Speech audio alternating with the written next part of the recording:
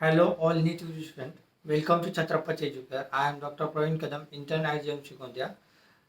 या व्हिडिओमध्ये आपण महाराष्ट्रातील एस-एम-एल लिस्ट नुकतीच जाहीर झालेली आहे त्याबद्दल आपण थोडक्यामध्ये माहिती घेणार आहोत की महाराष्ट्र एम-बी-बी-एसचा आणि सेमी गव्हर्नमेंट एम-बी-बी-एसचा गव्हर्नमेंट एम-बी-बी-एस व सेमी गव्हर्नमेंट एम-बी-बी-एसचा एक्सपेक्टेड कट ऑफ काय राहू शकतो एस-एम-एल नुसार याबद्दल आपण या व्हिडिओमध्ये माहिती घेणार आहोत.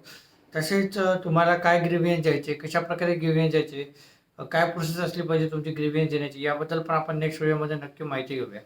तर नुकताच म्हणजे 18 तारखेलाच SML list provisional SML list declare झालेली आहे. आता ही प्रोव्हिजनल एस-एम-एल लिस्ट फायनलच असणार आहे जे जवळपास याच्यामध्ये थोडेफार चेंज होऊ शकतात.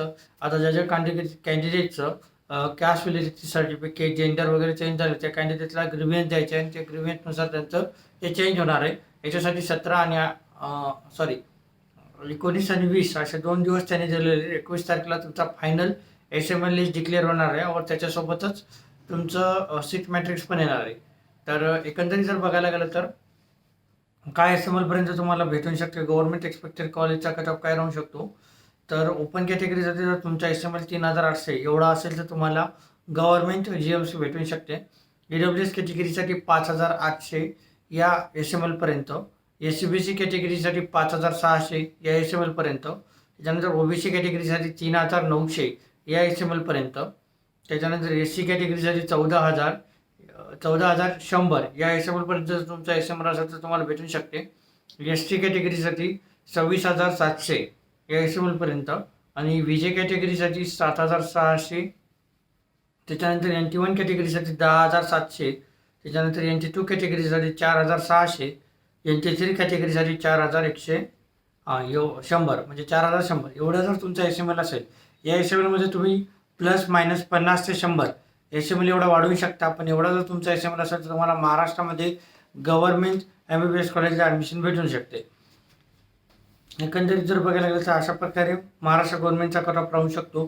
त्याच्यानंतर सेमी गव्हर्नमेंट एम-बी-बी-एस कॉलेजचा एक्सपेक्टेड कट ऑफ काय राहू शकतो म्हणजे एस-एम-एल वाईज बघायला गेलं तर ओपन कॅटेगरीसाठी 7,400, त्याच्यानंतर एस-सी-बी-सी कॅटेगरीसाठी 7,400, त्याच्यानंतर ओबीसी कॅटेगरीसाठी 7,400, त्याच्यानंतर एस-सी कॅटेगरीसाठी 14,400, एस-टी कॅटेगरीसाठी 27,200, व्ही-जे कॅटेगरीसाठी 9,000, त्याच्यानंतर NT1 कॅटेगरीसाठी 12,200, NT2 कॅटेगरीसाठी 7,400 आणि NT3 कॅटेगरीसाठी 7,200. तर या रेंजमध्ये जर तुमचा एस-एम-एल असेल तर तुम्हाला महाराष्ट्रामध्ये सेमी गव्हर्नमेंट एम-बी-बी-एस कॉलेजला ॲडमिशन भेटू शकते. आता हा एस-एम-एल जर बघायला गेलं तर पूर्णपणे असाच एस-एम-एल तुमचा फायनल मेरिट लिस्टमध्ये पण 100% असणार आहे. फक्त ज्याच्या कॅन्डिडेटची थोडीफार त्रुटी वगैरे झालेली आहे आणि त्यांनी जर 2 दिवसामध्ये त्यांची त्रुटी सॉल्व्ह नाही केली तर त्यांचं नाव हटवण्यात येऊ शकते किंवा त्यांना ॲडमिशन प्रोसेसमध्ये प्रॉब्लेम येऊ शकते. त्यामुळे तुमच्या फॉर्मसमोर जर लाल अक्षरामध्ये काही त्रुटी वगैरे आलेली असेल तर ती त्रुटी तुम्ही आताच्या आता सॉल्व्ह करून घ्या जेणेकरून तुम्हाला पुढे ॲडमिशन प्रोसेसमध्ये प्रॉब्लेम येणार नाही. हा महाराष्ट्र गव्हर्नमेंट व सेमी गव्हर्नमेंट एम-बी-बी-एस कॉलेजचा एक्सपेक्टेड कट ऑफ असा राहू शकतो. नेक्स्ट व्हिडिओमध्ये आपण गव्हर्नमेंट व सेमी गव्हर्नमेंट BMS कॉलेजचा काय कट ऑफ राहू शकतो या एस-एम-एल लिस्टनुसार याबद्दल माहिती घेणार आहोत. तसेच BMSचे कॉलेज कधी सुरू होऊ शकतात, काउन्सिलिंग कधी सुरू होऊ शकते याबद्दल पण नेक्स्ट व्हिडिओमध्ये नक्की माहिती घेऊया. तसेच आता नेक्स्ट व्हिडिओमध्ये आपण तुमच्या जे ग्रीव्हियन्स कशा प्रकारे द्यायचं तुम्हाला काय तुम्हाला ग्रीव्हियन्स टाकायचे कशा प्रकारे टाकायचे याबद्दल पण माहिती घेणार आहोत. तर भेटूया नेक्स्ट व्हिडिओमध्ये. तोपर्यंत बाय.